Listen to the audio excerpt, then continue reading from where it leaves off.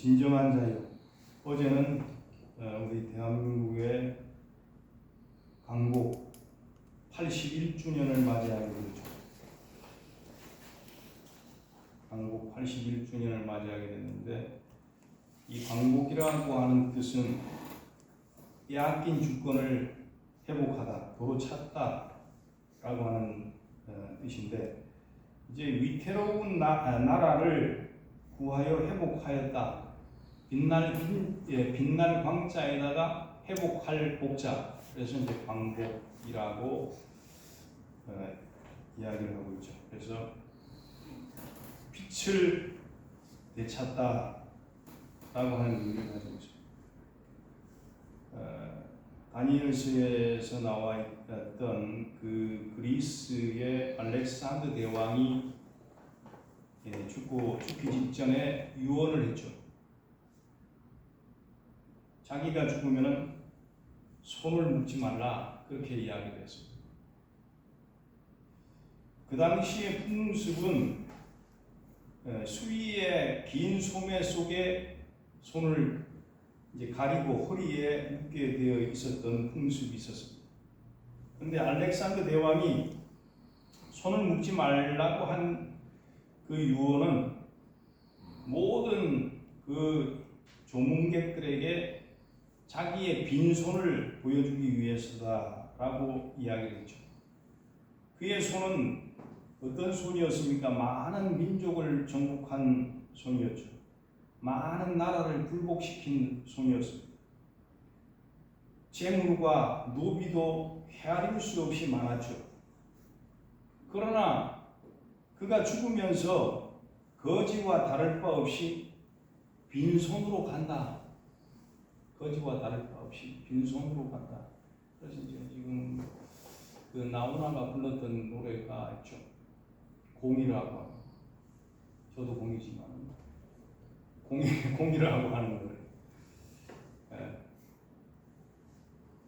모든 것이 있는 건 내 것인 줄 알았는데 내 것이 아니었다라고 하는 것을 이야기를 하고 있는 노래인데, 알렉산더도 이를 실감 있게 교훈하기 위해서 그러한 유언을 남겼다고 하는 거죠. 자, 우리 예수님을 믿는 그리스도인들은 발을 땅에 딛고 살아가고 있지만은, 그러나 우리는 땅에 속한 자들이 아니라 하늘에 속한 자들이다. 이제 하늘나라의 시민권을 가진 자들이다 라고 하죠. 미국의 시민권을 지금은 더 얻기가 힘든데, 하늘나라에 우리는 시민권이다, 시민권자들이다. 자부심을 가지시길 바랍니다. 네, 하늘나라의 시민권이다. 여러분들은 하늘나라의 시민권을, 그 시민권을 어떻게 시민권이냐? 어떻게 그걸 확인합니까? 내가 하나님의 자녀이고 예수님이 나의 구주다 라고 하는 확신이 바로 시민권인 줄로 믿으시길 축원합니다. 자, 예수님을 영접하고 영적인 노예에서 완전한 자유를 얻었다고 고백할 수 있는가? 우리는 질문해 봐야 된다 라고 하는 거죠. 제가 예수 믿고 죄에서 완전한 자유자가 되었는지 이에 대해서 스스로 질문해 볼 수가 있어야 된다. 죄의 노예가 되지 말아야 된다라고 하는 거죠. 우리가 육신에 사로잡혀서 육신 생활의 포로가 되어서는 안 된다. 그래서 베드로전서에서는 너희들은 왕 같은 제사장이다, 그렇게 말씀했잖아요. 자, 포로 생활을 하지 말고 노예 근성을 완전히 버리고 자유인이 되어야 된다. 그래서 패트릭 헬리라고 하는 사람은 뭐라고 이야기를 했습니까? 자유가 아니면 죽음을 달라라고 그렇게 이야기했어요. 패트릭 헬리라고 하는 사람이 자유가 아니면 난 이제 죽음을 달라, 그렇게까지 이제 고백을 했는데, 그런데 그 자유라고 하는 것은 어디에서의 자유가 되어야 되느냐? 진리 안에서 자유자가 되어야 된다. 진리는 말씀이죠. 하나님의 말씀, 예수 그리스도를 진리라고 이야기를 하고 있는데 변치 않는 거죠.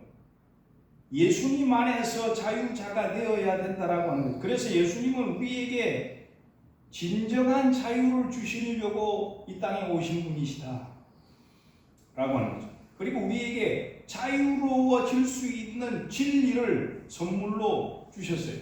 그것이 뭐냐? 요한복음 8장 32절에 말씀하고 있는 진리를 알지니 진리가 너희를 자유하게 하리라. 그렇게 말씀했잖아요. 그리스도가 진리요. 하나님의 말씀이 진리다. 자, 어느 시골 마을에 어미소가 그 송아지를 2마리를 낳았어요. 그래서 첫 번째 낳은 송아지가 형이고 두 번째가 막내인데 우리는 전부 다 뭐 둘째 아니면 막내 아니면 맏형이죠. 맏형 송아지가 주인에게 이야기를 하는 거예요. 저는 코트레를 하기 싫습니다. 코트레를 하지 마십시오. 야, 너 코트레 안 하면 어떻게 되는 줄 아냐? 그렇게 이야기를 합니다. 망아지처럼 된다. 곱비 풀린 망아지처럼 된다. 그렇게 주인이 이야기를 하니까 그 맏형 송아지가 하는 이야기가 절대로 그렇지 않습니까? 두고 보십시오. 내가 저 동생 송아지보다 더 일을 열심히 하겠습니다. 그렇게 이제 해가지고 하도 사정을 하니까 코트를 안 했어요. 그래서 처음에는 일을 잘해. 점점 시간이 지나가니까 애가 이상해져 가는 거예요. 일을 게을리하고 그 다음에 도망을 갔다가 주인이 잡으러 오면 발길질을 하고 그래가지고 하루는 이 송아지가 없어진 거예요. 맏형 송아지가 없어졌는데 동생 송아지가 물어보는 거예요. 아니 주인님 우리 형 어디 갔어요? 이렇게 얘기를 하니까 너네 형은 말을 하도 안 들어서 내가 도살장으로 보냈다. 도살장으로 보냈다. 그렇게 이야기를 합니다. 진정한 자유라고 하는 것은 진리 안에 삶을 살아가는 삶이다. 결코 내 마음대로 사는 것이 아니라 진리 안에서 우리가 자유가 있으면 책임이라고 하는 것이 뒤에 있잖아요. 법규, 규범 이것을 지켜야지만이 우리가 자유롭게 살 수 있는 나라가 되어지고 그 다음에 시민이 될 수 있다라고 하는 것을 발견할 수가 있죠. 그런데 우리 인간은 누구나 무엇인가에 끌려서 살아가고 있어요. 그것이 가장 큰 것이 뭡니까? 물질이죠. 그 다음에 쾌락이죠. 그 다음에 뭐 권력이죠. 이런 것을 쫓아가지고 그 다음에 이제 뭐 중국, 일본 무역지에 이렇게 보면은 복수심에 의해 가지고 살아가는 사람들도 많이 있는 것을 발견할 수 있어요. 그래서 이제 뭐 도박에 미쳐서 녹음에 미쳐서 사는 사람도 있고 마약에 이제 미쳐서 거기에 완전히 빠져가지고 사는 사람도 있고 뭐 이렇게 여러 가지 모든 사람이 무서운 한 가지에 의해 가지고 끌려 다니면서 사는 사람들을 볼 수가 있는데 그러므로 진정한 자유라고 하는 것은 예수님께 매여 있는 삶을 살아가는 것이다. 자, 우리가 큰 일을 당한 다음에 깨닫는 것이 아니라 스스로 선택하는 지혜와 용기가 있어야 되겠다라고 하는 거죠. 그러므로 진정한 자유라고 하는 것은 오늘 본문에 말씀하고 있는 바와 같이 8장 21절 진정한 자유 한 번 더 읽어보시고 8장 21절 시작. 그 바라는 것은 피조물로 썩어짐의 종로로 한 데에서 해방되어 하나님의 자녀들의 영광의 자유에 이르는 것이니라. 자, 이제 진정한 자유는 죄에 대하여서 자유하는 것인데 이 죄에 대한 자유에서 더 레벨이 올라가고 레벨을 올려서 되어진 그 자유가 무슨 자유라고요? 영광의 자유다. 영광의 자유다 라고 하는 것을 말씀을 하고 있죠. 자, 아담의 타락으로 부패하게 되었지만은 그래도 한 가닥의 희망이 남아있다라고 하는 거죠. 자, 그것은 뭡니까? 피조물들도 다시 새롭게 될 존재라고 하는 것을 말씀하고 있는 내용이 베드로후서 3장 13절에 나와 있는 말씀이죠. 피조물들도 다시 새롭게 되어질 존재들이다. 그러므로 하나님의 구원의 계획이라고 하는 것은 이제 한번 창조를 했는데 이 인간이 타락함으로 말미암아서 어떤 창조를 이제 해 주시기를 원하고 계십니까? 새 창조, 다시 업그레이드된 창조를 해 주시기를 원하시고 계신다라고 하는 것을 말씀하고 있죠. 그래서 그것은 곧 새로운 피조물이 되는 거다. 고린도후서 5장 17절에 누구든지 그리스도 예수 안에 있으면 새로운 피조물이라. 이전 것은 지나갔을 때 보라 새 것이 되었다. 라고 하는 이제 새 창조를 하나님께서 피조물들에게 이루시게 하는 것이라고 말씀하고 있죠. 이 재창조에 대한 말씀은 이사야서 43장 19절의 말씀에 가보면은 이제 말씀하고 있는데 보라 내가 새 일을 행하리니 이제 나타낼 것이다. 너희가 그것을 알지 못하겠느냐. 반드시 내가 광야에서 길을 내고 사막에서 강을 내리라. 그 다음에 20절에는 장차 들짐승들조차도 승냥이와 타조도 나를 어떻게 할 거라? 존경하게 될 것이다. 짐승들이 하나님을 존경하게 될 것이다. 그 말씀을 하고 있는 것이 새 창조에 대한 말씀이죠. 내가 광야에 물을 내고 사막에 강을 내어서 내 백성 내가 택한 자에게 마시게 할 것이다. 그리고 21절에는 이 백성은 내가 나를 위하여 지었나니 나를 찬송하게 하려 함이니 라고 말씀하고 있죠. 자, 피조물들이 새롭게 되어서 하나님을 찬양하며 존경하게 될 것이라고 말씀하고 있어요. 그리고 하나님의 자녀들은 영광의 자유에 이르게 될 것이다. 그렇게 말씀하고 있어요. 그러면 영광의 자유라고 하는 것은 뭘까요? 그것은 죽음으로부터 자유하고 또 영생에 이르게 하며 하나님의 형상을 따라 피조물로서 죄로 인하여 손상된 모습을 다시 회복하는 것이다.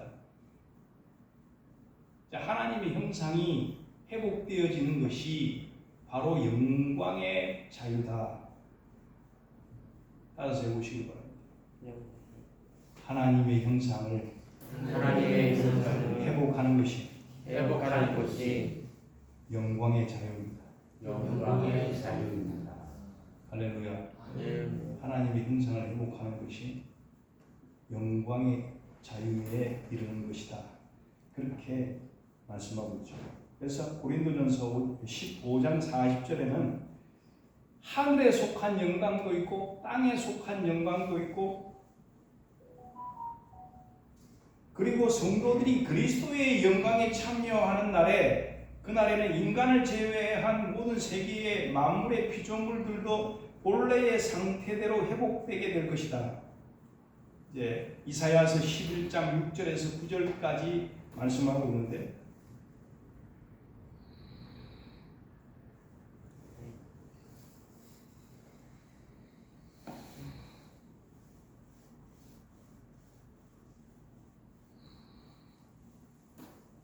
서른세 살에 미국의 최고의 전문의 자리라고 할 수 있는 존스 홉킨스의 국가대학의 신경외과 주임 의사가 된 흑인이 있었어요. 33살인데 주임 의사가 되었어요.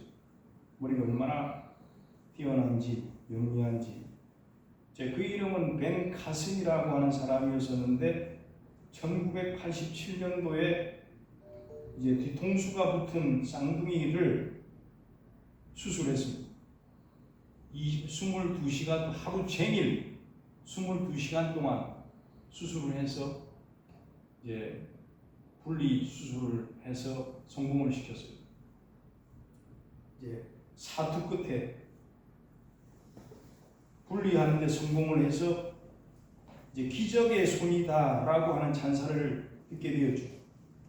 이제 그 벤 카슨이라고 하는 사람이 자서전을 썼습니다. 자서전에 그 책의 제목이 뭐냐면은 선물 받은 손이다. 선물 받은 손 자서전이라고 하는 것을 썼는데 거기에 이렇게 이야기를 하고 있죠. 오늘의 내가 된 것은 내 안에 계신 하나님께서 역사하셨기 때문이다. 그렇게 자서전을 썼어요. 나의 손은 하나님의 선물이니 하나님의 것이다. 나의 손은 하나님의 선물이다. 그분의 것이다. 라고 하는 고백을 했죠. 모든 일들에 있어서 그러므로 우리는 하나님의 영광을 나타내는 것이야말로 가장 중요하다. 라고 하는 거죠. 오늘도 하나님의 영광을 위해서 아름답게 살아가는 저와 여러분들이 되시기를 축원합니다. 자, 사도행전 3장 21절의 말씀에 보면은 하나님이 영원 전부터 거룩하신 선지자들의 입을 통하여서 만물을 회복하실 때까지 하늘이 마땅히 그를 받아두리라. 자, 그 만물이 회복하는 날, 그 만물이 회복하는 날은 언제입니까? 우리 주님이 재림하시는 날. 믿으시면 아멘 하시길 바랍니다. 자, 제 재림을 하실까 안 하실까? 그렇게 생각하지 마시고 확신을 가지시길 바랍니다. 그러므로 그때까지 하나님이 우편에 계시는 것을 말씀하고 있는데 오늘 본문으로 돌아와서 보면 8장 19절에서 22절의 말씀을 보게 되어지면 완전한 회복과 자유를 위하여 소망하게 되는 것이 성도들뿐만 아니라 모든 자연 만물들도 회복되어지기를 바라고 있다. 심지어는 20절에 뭐라고 말씀하고 있습니까? 피조물이 허무한데 굴복하는 것은 자기의 뜻이 아니요 오직 굴복하게 하시는 이로 말미암으니라. 그렇게 말씀하고 있죠. 자, 피조물을 창조주가 만드신 목적이 하나님의 영광을 돌리기 위해서 창조하셨는데 그 창조의 목적에서 벗어나는 것이 허무한데 굴복하는 것이다. 그렇게 이야기합니다.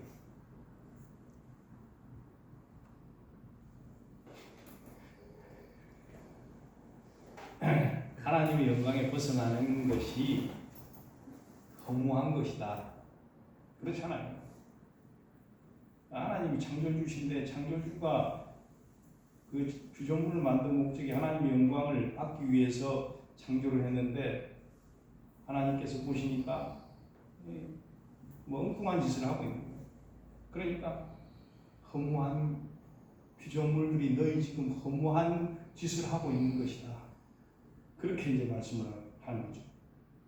그래서 피조물도 썩어짐의 종로로 탄 데서 해방되고 역시 피조물들이 아담의 죄와 불순종의 죄로 말미암아 죄악 가운데서 하나님의 영광을 돌리지 못하고 있었던 것에 이제 해방이 될 때에 이것이 바로 성도들과 피조물들이 영광의 자유에 이르게 되어지는 것이다 라고 하는 것을 말씀하고 있죠. 그 다음에 23절의 말씀에 보니까 23절 우리 한번 더 읽어보시죠.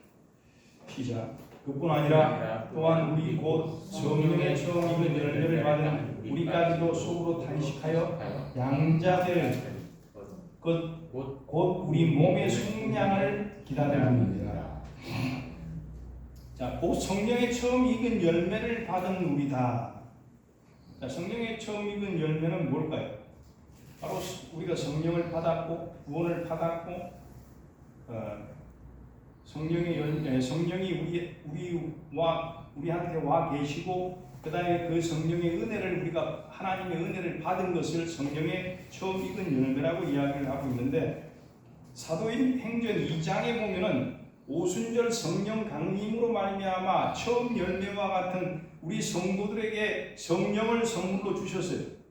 그런데 성령을 받은 성도들도 단식하고 있는 이유는 뭔가?